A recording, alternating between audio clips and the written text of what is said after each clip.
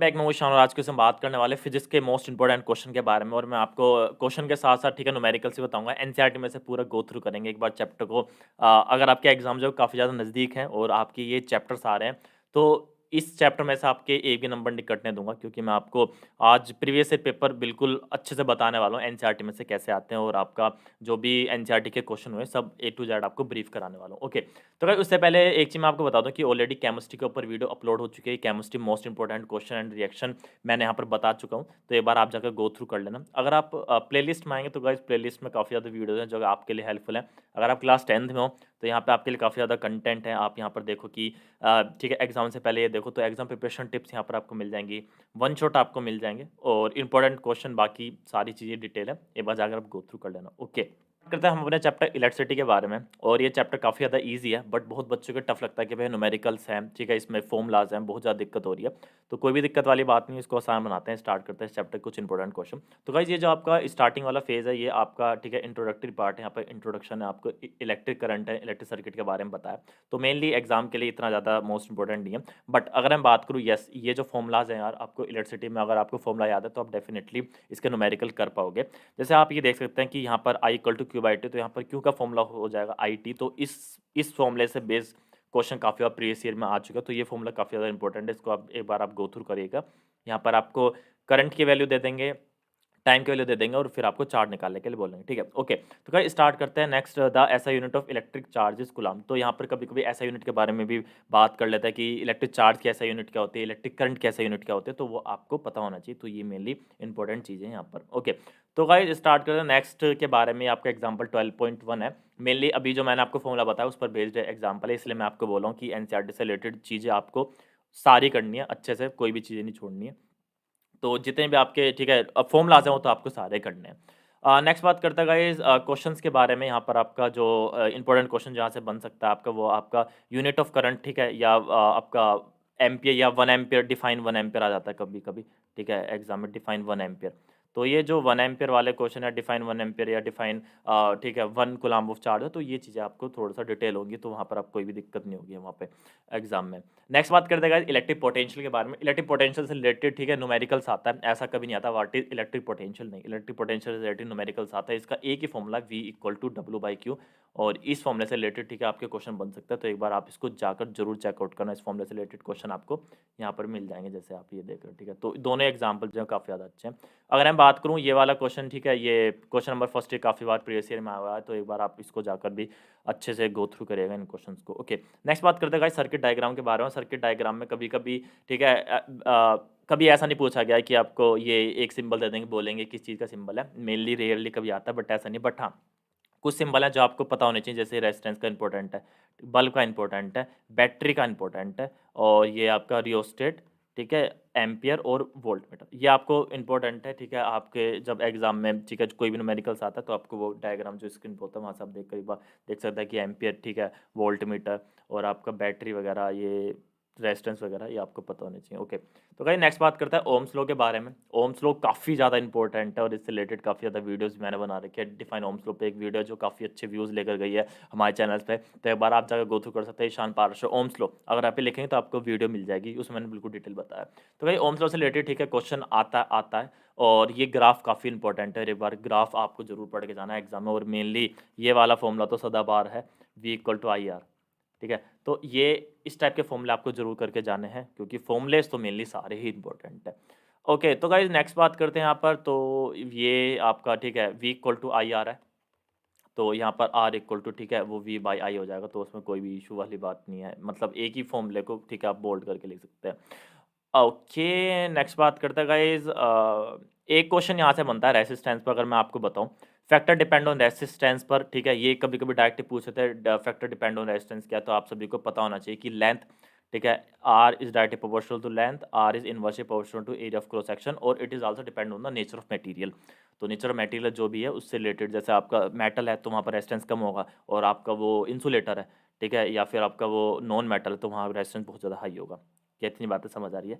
तो ये selected question है। एक दो क्वेश्चन और आता है कि एक वायर है, ठीक है, जिसकी लेंथ L है, यहाँ पे भी आपको मिल जाएगा वो क्वेश्चन। अब क्या कर दिया गया है कि इसी सेम वायर को, ठीक है, इसी सेम वायर को स्ट्रेच कर दिया, तो स्ट्रेच करने पर क्या हुआ गाइज, इसकी लेंथ क्या होगी, वो स्ट्रेच करने पर क्या हो गया, इसकी लेंथ, इसी सेम वायर को स्ट्रेच कर दे तो स्ट्रेच करने पर इसकी लेंथ क्या होगी, 2L हो जाएगी और एरिया क्या हो जाएगा, A/2। तो अब इसका न्यू जो रेजिस्टेंस है वो क्या है, तो आप ध्यान रखना जब ट्वाइस बोले तो 4 टाइम्स हो जाता है स्ट्रेच करा है, और अगर थ्राइस वाला स्ट्रेच करे तो 9 टाइम्स हो जाता है रेजिस्टेंस, ठीक है। तो इससे ऐसे क्वेश्चन आपको जरूर मिलेंगे एग्जाम में, तो वो मैंने ऑलरेडी कवर करा रखे वन शॉट में, एक बार जाकर आप चेकआउट कर लेना, ठीक है। ये फॉर्मूला होता है R=ρL/A। तो ये मैंने चीज़ आपको गो थ्रू बता दी है। कभी कभी ये क्वेश्चन आ जाता है, alloyed alloys do not oxidize easily at high temperature, क्यों, रीज़न। तो ये वाला क्वेश्चन आपको जरूर करके जानना है, इंपॉर्टेंट क्वेश्चन है। ओके, तो गाइज नेक्स्ट बात करते हैं, एग्जाम्पल 12.4 आपको एक बार गो थ्रू कराना, एग्जाम्पल 12.5 गो थ्रू करना है, एनसीईआरटी के एग्जाम्पल मैं आपको बता रहा हूँ। ये वही क्वेश्चन मैं आपको बता था कि लेंथ जब वो हाफ कर दे ट्वाइस कर दे, तो सेम ही आपको ये वाला क्वेश्चन यहाँ पे मिल जाएगा 12.6 में। ये अच्छा क्वेश्चन है। A wire of given material having the length L, area of the cross section A has a resistance 4 ओम, ठीक है। तो आप सभी को पता है कि R का फॉर्मूला क्या होता है, ρL/A, ठीक है। अब इसमें बोल रहा है कि इसका जो लेंथ L है और एरिया ऑफ क्रॉस सेक्शन है, इसका रेजिस्टेंस 4 है। अब क्या होगा, another wire of same length L/2 and area of cross section 2 है। अब दूसरा वायर है जिसकी लेंथ क्या होगी, L/2, तो ये L/2 हो गया, और एरिया ऑफ क्रॉस सेक्शन क्या हो गया, 2 है। तो इस ये अगर मैं इसको सोल्व करूँ तो ये हो जाएगा आपका ρL/4A। तो ये 1/4 टाइम्स हो गया गाइस, ठीक है। ये 1/4 टाइम्स हो गया। अगर लेंथ हाफ कर देंगे तो 1 बाई में चला जाएगा, लेंथ ट्वाइस कर देंगे तो बढ़ जाएगा, ठीक है। तो ओरिजिनल कितना था, 1/4 इंटू 4, ओरिजिनल 4 था ना, तो 4 से 4 कट गया, आंसर 1 आ गया। तो इस तरीके के क्वेश्चन आपको देखने को एग्जाम में मिल सकते हैं। क्वेश्चन नंबर फर्स्ट इंपॉर्टेंट है एग्जाम्स के लिए, question number 2 and component decrease the half of the value. Okay, काफ़ी अच्छा क्वेश्चन है ये वाला क्वेश्चन बहुत अच्छा क्वेश्चन है। नेक्स्ट बात करते हैं एरिया, हाँ क्वेश्चन नंबर 4, ठीक है। ये 3 क्वेश्चन मैंने आपको बताए, काफ़ी ज़्यादा इंपॉर्टेंट है। क्वेश्चन नंबर सेकंड भी आप पढ़ सकते हो, will current flow more easily in thick wire thin wire. आपको पता ही जिसमें जिसका रेजिस्टेंस ज़्यादा होगा, ठीक है, उसमें भी जो जो करंट होगा वो इन्वर्सली प्रोपोर्शनल होगा, क्योंकि जितना ज़्यादा रेजिस्टेंस उतना कम करंट। इतनी बात आपको समझ आई, ठीक है। ये इस बात समझो, बहुत इंपॉर्टेंट चीज़ें हैं ये। सिस्टम और रेसिस्टेंस पर मेनली, ठीक है, डायरेक्ट कुछ नहीं आता, इस पर न्यूमेरिकल्स आता, तो आपको पता होना चाहिए सीरीज़ के बारे में। सीरीज में क्या होता है, R=R1 plus R2 plus R3 dash dash dash, और पैरेलल में क्या होता है, 1/R=1/R1 plus 1/R2 plus 1/R3 dash dash dash dash dash dash, ठीक है। तो इस टाइप के क्वेश्चन आपको पढ़ने जरूरी है। ये लैम्प वाला क्वेश्चन काफ़ी बार आया हुआ है एग्जाम में, ठीक है, प्रीवियस ईयर में भी बहुत बार आया हुआ, तो जरूर करके जाना लैम्प वाला क्वेश्चन। 12.7 इंपॉर्टेंट है। ये ऑलरेडी मैंने चीज़ें करा रखी हैं, इसमें मैं आपको इंपॉर्टेंट बता रहा हूँ। तो सॉल्यूशन आपके सामने है, आप सभी को पता ही ये आर है, इसका भी कुछ आर होगा, टोटल क्या होगा, R=R1 प्लस R2 कर देना, काम हो जाएगा। आर निकल गया। अब आपको क्या निकालना है, ठीक है, potential difference across the electric lamp. Electric lamp पर पोटेंशियल डिफरेंस के लिए आपको आई चाहिए, ठीक है। आई आप निकाल लोगे, आई आप निकाल लोगे, V=IR करके ना, आई इक्वल टू क्या हो जाएगा, V/R, ठीक है। V कितना है इसका, 6, और R कितना पड़ेगा इसका, 4, और ये हो जाएगा 20 24, ठीक है। आप यहाँ पर, ठीक है, यहाँ पर सारी चीज़ें दे रखी हैं भाई, तो ये हो जाएगा 0.25। अब इसके अक्रॉस बोल रहा है, किसके अक्रॉस बोल रहा है, potential difference across the electric lamp and the conductor, electric इसके अक्रॉस निकालना है, तो V=IR, ठीक है। अब जिसके भी अक्रॉस लगाना उसका रेजिस्टेंस लिख देना, 0.25 इंटू इसका आर 4 है, तो इसके लिए निकल जाएगा V=IR, ठीक है। तो 0.25 और इसका आर कितना है, इसका आर कितना है 20, तो इसके लिए निकल गया। तो जिसके लिए निकलना हो उसका आर लगा दो तो उसकी वी निकल जाएगी, ठीक है। इतनी बातें समझ आई, तो ये थोड़ी सी बेसिक चीज़ है, मैं रिवीजन करा रहा हूँ, इसे थोड़ा जल्दी करा रहा हूँ, बाकी मैंने डिटेल में वन शॉट में बताए हुए चीज़ें सारी। पैरेलल में भी सेम है आपका, ठीक है, एक न्यूमेरिकल आता है पैरेलल में, पैरेलल से रिलेटेड आप न्यूमेरिकल कर सकते हैं जरूर यार, पैरेलल से रिलेटेड क्वेश्चन आता है। और एक चीज़ और मैं बता रहा हूँ, 1/R1 का जैसे आपका कोई भी वैल्यू निकल गई, सपोज करो कि 2/7 निकल गई, ठीक है। तो काफ़ी बच्चे पे क्या करते हैं, आर को भी 2/7 में लिख देता है, जो कि एग्जाम में आपको गलत हो जाएगा। आपको आर के लिए रेसिप्रोकल करना पड़ेगा, 7/2 लिखना पड़ेगा। क्या इतनी बातें समझ आई? तो ये चीज़ आपको जरूर गो थ्रू करनी है। तो गाइज नेक्स्ट बात हम करते हैं, ओके, एक क्वेश्चन आता है कि सीरीज और पैरेलल जो घर में है वो हम पैरेलल क्यों यूज़ करते हैं, सीरीज क्यों यूज़ करते हैं, क्योंकि पैरेलल में अगर एक अब बल्ब या एक भी अप्लाइंसेस ख़राब होगी तो सर्किट ब्रेक हो जाएगा और कोई भी अप्लाइंसेस नहीं चलेगी, तो इसकी वजह से, ठीक है, ये आपका जो है वो पैरेलल और सीरीज का ये होता है। ये एनसीईआरटी क्वेश्चन है, ये काफ़ी ज़्यादा इंपॉर्टेंट है गाइज एग्जाम के लिए, ये मान लो कि बिल्कुल मौज हो जाएगी अगर ये क्वेश्चन जिसने कर लिया। ये वाला मैं आपको कह रहा था, क्वेश्चन नंबर 3, ये इंपॉर्टेंट है, जरूर कर लेना। Heating effect of electric current से रिलेटेड, ठीक है, ये फॉर्मूलाज हैं, ये फॉर्मूलाज हैं, काफ़ी ज़्यादा इंपॉर्टेंट फॉर्मूलाज हैं, ठीक है। P equal to V square upon R, P equal to I square R, ठीक है, ये P equal to V I. तो ये कुछ इंपॉर्टेंट क्वेश्चन है यार, तो इंपॉर्टेंट न्यूमेरिकल्स हैं जो आपके यहाँ से बन सकते हैं, तो ये लगाना आपको कोई भी दिक्कत नहीं आ रही। इंपॉर्टेंट्स की अगर मैं बात करूँ, ये वाला 12.11 काफ़ी ज़्यादा इंपॉर्टेंट है, गो थ्रू जरूर कर लेना, सब प्रीवियस ईयर पेपर से रिलेटेड बता रहा हूँ मैं आपको। ये क्वेश्चन नंबर फर्स्ट अच्छा क्वेश्चन है। अगर मैं आपको नेक्स्ट बात बताऊं,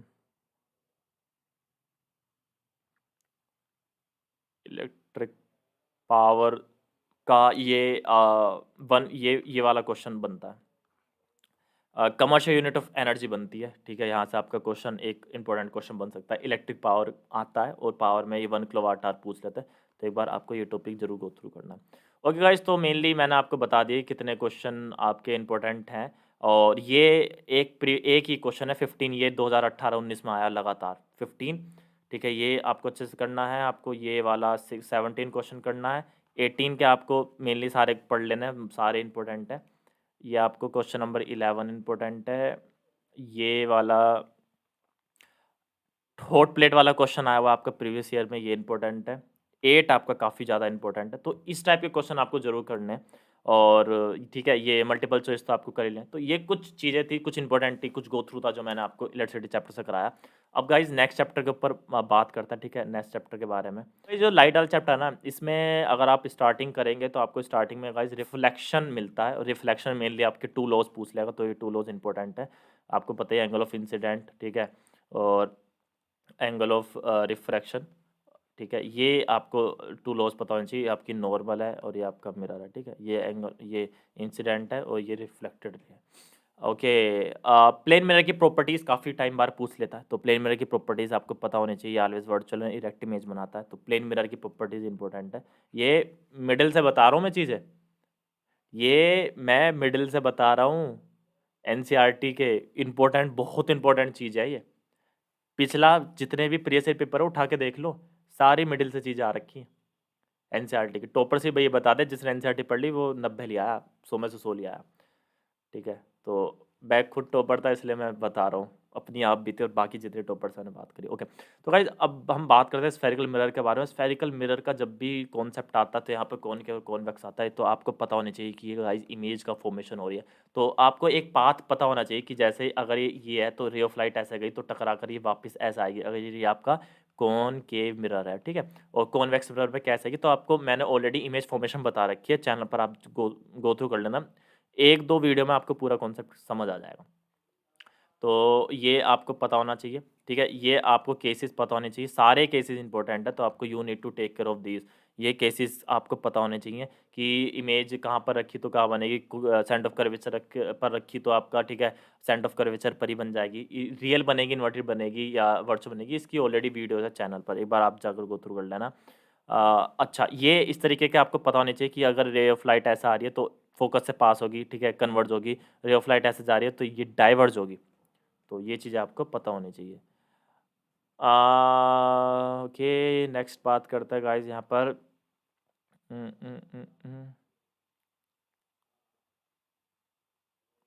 इमेज फॉर्मेशन, कॉनकेव मिरर्स के लिए आप अगर इमेज फॉर्मेशन गो थ्रू कर लोगे तो काफ़ी ज़्यादा इंपॉर्टेंट है। ऑलरेडी मैंने आपको वो, अगर आप टेबल याद कर लोगे तो वो पूरे टेबल से आपको क्लियर हो जाएंगी चीज़ें। और नेक्स्ट बात करते हैं गाइज, ये आपका, ठीक है, कौन वैक्स मिरर है, तो कौन के ज़्यादा इंपॉर्टेंट है as compared to convex, but आप एक बार कॉन्वेक्स की भी ये पूरा टेबल आप पढ़ लेना, ये इंपॉर्टेंट टेबल है, पूरा अच्छे से गो थ्रू कर लेना। जो इसमें यहाँ गाइस क्वेश्चन आते हैं वो आपके न्यूमेरिकल बेस ज़्यादा बनता है, तो आपको न्यूमेरिकल पर अच्छी पकड़ बनानी जरूर पड़ेगी, आपको पता होना चाहिए कौन सा, ठीक है, आपका ठीक है, यू नेगेटिव होता है, पॉजिटिव होता है, पॉजिटिव होता है, नेगेटिव होता है, किस केस में होता है। तो यहाँ पर आपका मैग्नीफिकेशन से रिलेटेड ये वाला और ये वाला जो आपके फॉर्मूलेज हैं काफ़ी ज़्यादा इंपॉर्टेंट है, तो गाइस तो इनका जरूर गो थ्रू कर देगा, इससे आपको पता चल जाएगा कि पॉजिटिव निगेटिव, ठीक है, कैसे होता है। तो ये अगर आपका कॉनकेव कॉन्वेक्स है, अगर मैं आपको बताऊँ कॉनकेव के बारे में, तो फोकल लेंथ मेनली निगेटिव होती है, और कॉन्वेक्स में क्या होती है, चाहे कोई भी हो, पॉजिटिव होती है, चाहे वो, ठीक है, कॉनकेव मिरर और लेंस हो, तो कॉनकेव में आपकी निगेटिव होती है, कॉन्वेक्स में आपकी पॉजिटिव होती है। तो ये थोड़ी सी चीज़ें हैं जो आपको गो थ्रू करनी है। मेन बात करते हैं गाइज, ये काफ़ी इंपॉर्टेंट क्वेश्चन है, न्यूमेरिकल आपका आते आता तो न्यूमेरिकल की प्रैक्टिस आपको ज़रूर करनी है। नेक्स्ट इम्पोर्टेंट के बारे में अगर मैं बात करूँ, एक क्वेश्चन तो आपका मिरर से आएगा ही आएगा। रिफ्रैक्शन में मेनली ठीक है स्नेल लॉ पूछा जाता है, और ग्लास स्लैब का जो रिफ्लेक्शन है वो मेनली ठीक है ऐसा डायरेक्ट नहीं आता कि ग्लास स्लैब का रिफ्लेक्शन बताओ। एनसीईआरटी में से आपको कहाँ पढ़ना है मैं आपको बता देता हूँ, ये एक बार आप चेक कर लेना। ग्लास स्लैब का जो रिफ्लेक्शन है ऐसे आई, ठीक है, फिर आई वो रिफ्रैक्शन होगी, तो रिफ्रैक्शन से जो रे ऑफ लाइट है बैंड होगी, बैंड होकर फिर इस तरीके से सीधी चलेगी, ठीक है। तो ये आपको पता होना चाहिए बैंड कहाँ हो रही है, rare to denser, denser to rare कहाँ जा रही है।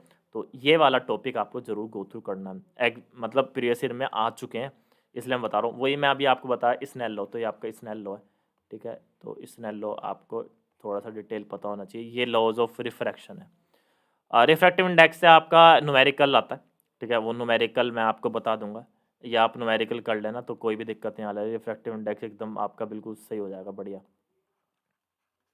तो ये 3 क्वेश्चन मैंने आपको बता दिए जो काफ़ी ज़्यादा इंपॉर्टेंट है। नेक्स्ट बात करते हैं गाइस यहाँ पर। ओके, आपको प्रॉपर्टी पता होनी चाहिए कॉनकेव की। प्रॉपर्टी पता होनी चाहिए कॉनकेव की।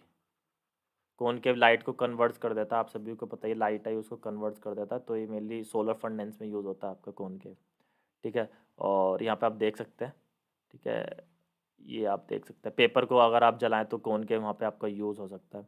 और कॉन्वेक्स ये लेंस की बात है, ठीक है। अगर मैं आपको बताऊं कि कॉन्वेक्स लेंस वो भी इस तरीके से ही वर्क करता है, ठीक है। ये ये इस तरीके से कॉन्वेक्स लेंस, ठीक है।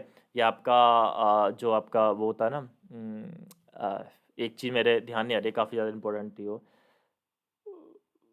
जो आपका ठीक है जो आप जो है कुकिंग के लिए जो यूज़ करते हैं, वहाँ पर भी आपका हीट प्रोड्यूस करने के लिए ये यूज़ होता है आपका कॉनकेव वाला जो कॉन्सेप्ट है, कॉनकेव मिरर वाला।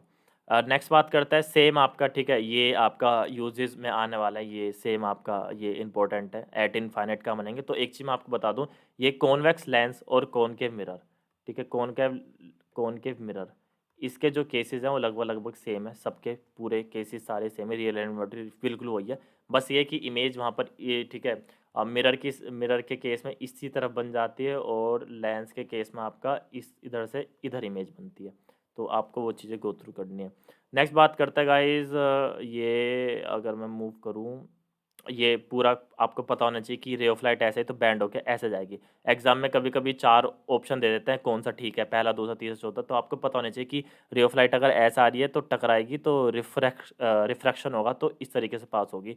सैंड बीच में से बिल्कुल डायरेक्ट निकल जाती है। अगर मैं इसको डायरेक्ट इधर मारूंगा तो ये बिल्कुल और कन्वर्ज हो जाए, क्योंकि कन्वर्जिंग है, आपको पता है ये कन्वर्जिंग लेंस है। तो कन्वर्जिंग लेंस कैसे होता है, वो रे को कन्वर्ज करते हैं, और ये डाइवर्जिंग लेंस है, ये वाला आपका डाइवर्जिंग लेंस है।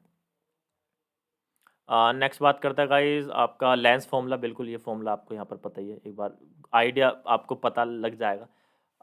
ये इंपॉर्टेंट है मैग्नीफिकेशन के लिए, और हाँ एग्जाम्पल आपको जरूर करना है, क्योंकि कुछ न्यूमेरिकल और न्यूमेरिकल्स आपको जो है वो एनसीईआरटी के करने हैं, ठीक है। कोई भी टेंशन वाली बात नहीं है, एनसीईआरटी का न्यूमेरिकल करना है, और कोई न्यूमेरिकल नहीं करना है। अगर आपने एनसीईआरटी कर ले तो कॉन्सेप्ट बिल्कुल क्लियर हो जाएगा एकदम। फंडा जिसका फंडा क्लियर है उसके सामने कैसा भी क्वेश्चन ला के रख दो वो तुरंत कर देगा। ये आपको पावर इंपॉर्टेंट एक टॉपिक है, पावर इंपॉर्टेंट के लिए आपका ये वाला क्वेश्चन इंपॉर्टेंट है।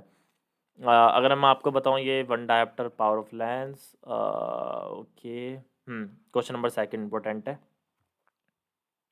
ओके ओके ओके, यहाँ पर ये वाला जो न्यूमेरिकल है, ये 14 वाला क्वेश्चन अच्छा क्वेश्चन है। ये वाला 9th वाला क्वेश्चन काफ़ी बार आया हुआ है बोर्ड में। 8 वाला क्वेश्चन बहुत इंपॉर्टेंट है यहाँ पर। पावर ऑफ लेंस से रिलेटेड क्वेश्चन आपको करना है यहाँ पर, ठीक है। तो पावर ऑफ लेंस से रिलेटेड एक क्वेश्चन आपका आना ही आना है। क्वेश्चन नंबर 6 काफ़ी अच्छा क्वेश्चन है, एक बार आप जरूर गो थ्रू करिएगा। ये मान लो कि लेंस और मिरर पे एक एक क्वेश्चन आपको जरूर मिलेगा, तो इसकी तैयारी जितनी आप अच्छे से कर पाए वो बढ़िया रहने वाला है। क्वेश्चन नंबर 10 एक बार गो थ्रू करिएगा। तो गाइज ये कुछ क्वेश्चन थे जो मैं आपको बताने वाला था, और हमारे ये दोनों चैप्टर फिनिश हो चुके हैं। अगर हम आगे बात करें अपने ह्यूमन आई वाले चैप्टर पर, तो गाइज ह्यूमन आई वाला चैप्टर जो है वो जो भी बच्चे ठीक है ये वाला चैप्टर पढ़ रहे हैं तो इंटरेस्ट लेकर पढ़ो यार। ये वाला चैप्टर बिल्कुल डेली लाइफ फिनोमेना से रिलेटेड है, तो आपको मज़ा आने वाला है। ह्यूमन आई से रिलेटेड, ठीक है, यहाँ पे जो आपके क्वेश्चन बनते हैं वो मेनली अब कभी-कभी ये इनके फंक्शन ठीक है कॉर्निया, प्यूपिल, इरिस या ciliary muscles, retina, optic nerve से पूछ लेता है। बट एक बार आप अगर गो थ्रू करेंगे इसको तो कोई भी इश्यू वाली बात नहीं है। यहाँ पर जो चांस है वो लगभग-लगभग वो प्रोबेबिलिटी 60 टू 70% यहाँ से क्वेश्चन आने की बनती है। नेक्स्ट बात करते हैं गाइस पावर एकोमोडेशन एक बहुत ज़्यादा स्ट्रॉन्ग टॉपिक है, बहुत ज़्यादा अच्छा टॉपिक है। तो पावर ऑफ एकोमोडेशन से रिलेटेड जितने भी आपके क्वेश्चन अगर आप बना पाओ तो वेल एंड गुड। डिफेक्ट्स पे क्वेश्चन आने आना मायोपिया की चांसेस थोड़ी ज़्यादा होते हैं, तो मायोपिया के आपके अगर आप ये चीज़ें गो थ्रू कर लेंगे, ये चीज़ डायग्राम बना लेंगे, तो मायोपिया से रिलेटेड आपको कोई भी दिक्कत नहीं आने वाली। बहुत ज़्यादा इंपॉर्टेंट यहाँ पर आपको क्वेश्चन मिलने वाले मायोपिया से रिलेटेड। तो ये रहता है कि या तो मायोपिया आएगा या हाइपरमेट्रोपिया आएगा, पर मायोपिया के चांसेस ज़्यादा होते हैं, तो मायोपिया एक बार आपको अच्छे से गो थ्रू करना है। नेक्स्ट आपका हाइपरमेट्रोपिया, इसे भी आप गो थ्रू कर लेना। दोनों में कुछ भी एज सच खास डिफरेंस नहीं है। इसमें इमेज जो बनते हैं मायोपिक हाइपरमेट्रोपिक आई में वो पीछे बनती है, इसमें रेटिना के, और यहाँ पे रेटिना के आगे बनती है, ठीक है। तो ये इसका तो दोनों में जो लेंस है वो अलग अलग यूज़ होता है। मायोपिया में आपका कॉनकेव होता है और हाइपरमेट्रोपिया में आपका कॉन्वेक्स लेंस यूज़ होता है। प्रेस बायोपिया इतना इंपॉर्टेंट नहीं है, पर मायोपिया हाइपरमेट्रोपिया आपको जरूर करके जाना है। प्रेस बायोपिया में आपके दोनों लेंस लगता है, कॉनकेव और कॉन्वेक्स। पावर ऑफ एकोमोडेशन जैसे मैंने आपको बताया इंपॉर्टेंट है। Far point and near point के बारे में आपको आइडिया जरूर होना चाहिए। एक फोर्थ क्वेश्चन है रिलेटेड आपको पढ़ना है, ठीक है। स्टूडेंट है जो ठीक है ब्लैक बोर्ड में देखने में उससे दिक्कत हो रही है, तो दूर का नहीं दिख रहा, आप सभी को पता ही है, मायोपिया है ना। तो ये क्वेश्चन है जो आपको जरूर करके जाना है। प्रिज्म काफ़ी ज़्यादा तगड़ा ठीक है एक कॉन्सेप्ट है, तो प्रिज्म रिलेटेड आपको एक बार गो थ्रू कर लेना। ये आपको डिस्पर्जन ऑफ लाइट ऑलवेज, ठीक है, ये ऑलवेज ऑलवेज ऑलवेज इंपॉर्टेंट है। डिस्पर्जन ऑफ लाइट पे क्वेश्चन मिलता ही मिलता है, तो आपको ये प्रिज्म का यार ठीक है पता होना चाहिए कि लाइट कितनी ठीक है उसमें डिस्पर्स हो रही है। तो एक बार जरूर गो थ्रू करना। किसकी वेवलेंथ ज़्यादा है, विब गियोर बोलते हैं इसे। तो वेवलेंथ जो है वो वॉयलेट की ज़्यादा होती है और सबसे कम जो है वो आर की होती है। तो जितनी कम वेवलेंथ ठीक है, जितनी ओके ओके ओके ओके, एक सेकंड मैं आपको एक और चीज़ बताता हूँ, शायद कंफ्यूज हो गया आप यहाँ पर। ये विब क्यों हो रहा है, ठीक है। तो जो आपका सबसे ज़्यादा जो अपने पास से डेविएट होता है वो वॉयलेट होता है और ये आर होता है, ठीक है। और जो जिसकी सबसे कम वेवलेंथ होगी ना, उस वो सबसे ज़्यादा अपने पास से डेविएट होगा। तो आर की जो सबसे ज़्यादा वेव आर हैज़ मतलब रेड हैज़ हाई या हायर वेवलेंथ लैम्डा या वेवलेंथ, ठीक है, as compare to violet, as compare to और as compare to violet has least wavelength, wavelength okay. Rainbow से रिलेटेड क्वेश्चन आता है, फॉर्मेशन ऑफ रेनबो एक बार आप गो थ्रू कर लेना, ये यहाँ से पढ़ लेना। नेक्स्ट बात करते हैं atmospheric reflection twinkling of star, all also important question, ठीक है। तो ये आपको जरूर करना है, ट्विंकलिंग ऑफ स्टार काफ़ी अच्छा है। और जो बच्चे हैं वो ठीक है, ये वाला भी काफ़ी अच्छा टॉपिक है, टॉपिक काफ़ी ज़्यादा इंपॉर्टेंट है। अगर आप आगे फर्दर बोर्ड की तैयारी करें तो ये टॉपिक को मत भूलना। जो बच्चे उनमें ये सनराइज़ और सनसेट वाला नहीं आ रहा, बाकी इंपॉर्टेंट है ये चीज़ें। टिंडल इफेक्ट स्काई ब्लू जो है, ठीक है, ये इंपॉर्टेंट है। कलर ऑफ सनसेट ये वाला ऑलरेडी मैं बता चुका हूँ, अच्छा इंपॉर्टेंट टॉपिक है। अच्छा सन जो है वो ठीक है रेडिश क्यों दिखता है, और तो वो ये वाला आपको यहाँ पर कॉन्सेप्ट मिल जाएगा, अच्छा क्वेश्चन है। स्टार डू नॉट ट्विंकल अच्छा क्वेश्चन है। और नॉर्मल आई ये एट्थ अच्छा क्वेश्चन है, ये वाला अच्छा क्वेश्चन है। फिफ्थ क्वेश्चन आप कर लेना, मायोपिक आई वाला अच्छा क्वेश्चन है। के बारे में बात करते हैं, और मैग्नेटिक फील्ड में अच्छा चैप्टर अच्छा है। और इसमें जो क्वेश्चन पूछा जाता है वो मेनली मैग्नेटिक फील्ड लाइंस का एक इंपॉर्टेंट क्वेश्चन है, तो ये इंपॉर्टेंट टॉपिक है ये वाला क्वेश्चन नंबर फर्स्ट, इसके वन शॉट ऑलरेडी मैंने डाल दिया। तो ये मैग्नेटिक फील्ड लाइंस कैसे बनती है, मैग्नेटिक फील्ड लाइंस की प्रॉपर्टीज़ क्या होती है, ये आपको मिल जाएगा, ठीक है। यहाँ पे आपको मिल जाएगा मैग्नेटिक फील्ड लाइंस की प्रॉपर्टीज़ क्या होती है। ये रहा मैग्नेटिक फील्ड लाइंस की प्रॉपर्टीज़ क्या होती है, तो मैं यहाँ पर लिख देता हूँ, पढ़ लेना। Property of magnetic field lines, ये पढ़ लेना, ये इंपॉर्टेंट चीज़ है, ये एग्जाम में काफ़ी बार आता है। नेक्स्ट बात करते हैं magnetic field line due to current carry conductor, straight कंडक्टरों के। हाँ यहाँ पे आपका राइट हैंड थंब रूल है, इंपॉर्टेंट है, right hand thumb rule, thumb rule, ठीक है। तो ये आपको पता होनी चाहिए।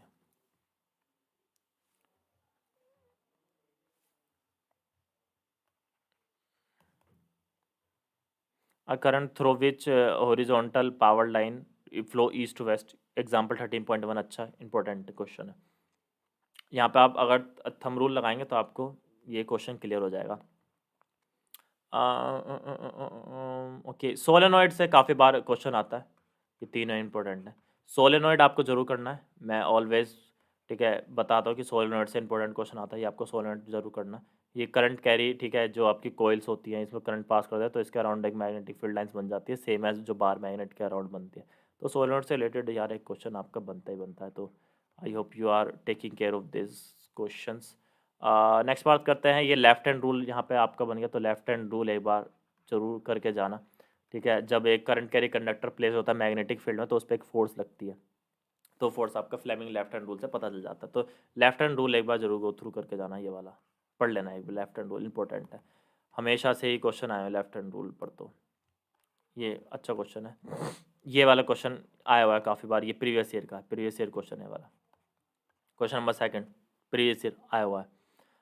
इलेक्ट्रिक मोटर ठीक है, जो 2023 वाले बच्चे हैं उनका टॉपिक नहीं आ रहा है, बट जो आगे अगर आप फर्दर अपने बोर्ड्स की तैयारी कर रहे हैं वीडियो देखें तो ये भी काफ़ी बहुत इंपॉर्टेंट है, इसको छोड़ के मत जाना। ठीक है, तो ज़रूर इंडक्शन ऑलवेज इम्पोर्टेंट टॉपिक, ये वाला टॉपिक काफ़ी ज़्यादा बार आता है, इंडक्शन का मोस्ट इम्पोर्टेंट टॉपिक है भी। ओके, तो गाइज अगर मैं बात करूँ राइट हैंड थंब रूल, ये जनरेटर भी 2023 वाले बच्चों का है, ठीक है, ये कट गया है। तो अब अदरवाइज ये बहुत इंपॉर्टेंट टॉपिक था, ठीक है, ये आते आता है एग्जाम में, तो टफ भी टॉपिक नहीं है इतना। ठीक है, तो डोमेस्टिक इलेक्ट्रिक सर्किट पर एक क्वेश्चन आते ही आता है जिसमें आपको ठीक है फ्यूज़ वायर से रिलेटेड चीज़ें पता होनी चाहिए। तो ठीक है, जो फ्यूज़ वायर होता है वो क्या होता है, इससे रिलेटेड आपको चीज़ें पता होनी चाहिए। और यहाँ पर आपका ओके, ये आपका शॉर्ट सर्किटिंग आपको पता होनी चाहिए, अर्थ वायर के बारे में आपको पता होना चाहिए, काफ़ी क्वेश्चन आता है अर्थिंग वायर, ठीक है, या आपका डोमेस्टिक सर्किटिंग के बारे में आपका काफ़ी बार आता है, फ्यूज़ ओवरलोडिंग, ठीक है, ये शॉर्ट सर्किटिंग, ये कुछ टर्म्स है जो आपके लिए इंपॉर्टेंट है एग्जाम पॉइंट ऑफ के लिए। क्वेश्चन नंबर 1 एंड 3 के बारे में बात करेंगे हम, ये भी इंपॉर्टेंट है। ओके, ये वाला क्वेश्चन 14 अच्छा क्वेश्चन है, ठीक है, some device electric motor, motor वाला तो ठीक है मैंने आपको बता ही दिया। शॉर्ट सर्किटिंग और अर्थ वायर की इम्पोर्टेंस, इलेक्ट्रिक जनरेटर, ठीक है, ये भी अच्छा है, जनरेटर जरूर करके जाना, अगर आपके एग्ज़ाम अगर आपके सिलेबस में है जनरेटर मोटर तो छोड़कर तो हमें जाना ही नहीं है, अगर सिलेबस में है जनरेटर मोटर बिल्कुल करके जाना, 101% आने की संभावना होती है। Solenoid already important, earth magnetic field line के 2 मेथड कैसे हम प्रोड्यूस कर सकते हैं, ये तो आपको सारे कर लेने हैं यार, ये तो आपको सारे कर लेने हैं, सारे अच्छे क्वेश्चन है तो। और तो मुझे कोई ऐसा नहीं दिख रहा, 9th एक बार गो थ्रू कर लेना। तो गाइस ये कुछ इंपॉर्टेंट क्वेश्चन थे जो मैंने आपको बताए, फिजिक्स पूरी कंप्लीट कर दिया मैंने, और मैं आपको टाइम बता दूंगा अगर आपको दिक्कत होती है। अब तो गाइज आई होप आपको वीडियो अच्छी लगी, और वीडियो ठीक है शेयर जरूर करना, लाइक जरूर करना, और ऐसे क्वेश्चन हैं जो आपके एग्जाम में काफ़ी ज़्यादा हेल्प करेंगे और सच में हेल्प करें तो प्लीज़ एक बार लाइक ज़रूर छोड़ कर जाना, ठीक है, बताना कि सच में हेल्प करे या नहीं, दोस्तों के साथ जरूर शेयर करना। अब आपसे next video, thank you so much, bye, take care, good bye, see you in the next video, bye bye.